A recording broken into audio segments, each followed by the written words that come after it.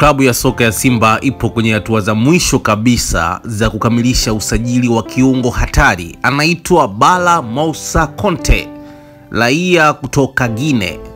Huyu ana miaka takribani 21, amezaliwa mnamo April 15 mwaka 2004. Anahudumu katika nafasi ya kiungo. Hivi sasa amemaliza mkataba wake na klabu ya CX Sfaxien ya kutoka pale nchini Tunis. Ikumbukwe CX Sfaxien wao walicheza na klabu ya soka ya Simba mnamo hatua ya makundi la kombe la shirikisho barani Afrika katika msimu wa 2024 2025.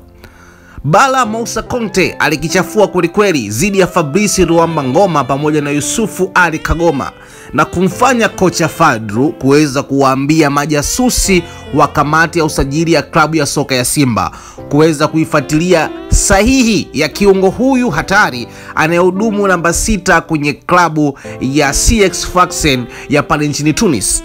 Licha ya Simba kushinda michezo yote, hapa na maanisha Simba walishinda Benjamin Mkapa, lakini vile vile waliweza kushinda mchezo ugenini pale Tunis.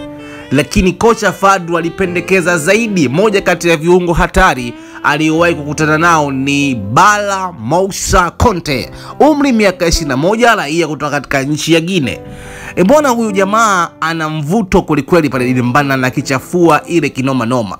Tunamjua Yusufu Ali Kagoma ni mkali, ni mgumu sana katikati, lakini aliisoma namba kwa Bala Moussa Konte. Ikumbukwe Fabrice Ruamba Ngoma kuna uwezekano wakaondoka kwenye klabu ya soka ya Simba, na inapigiwa upatu zaidi nafasi yake inaweza ikachukuliwa na Bala Moussa Konte, kijana mdogo, umri miaka 21.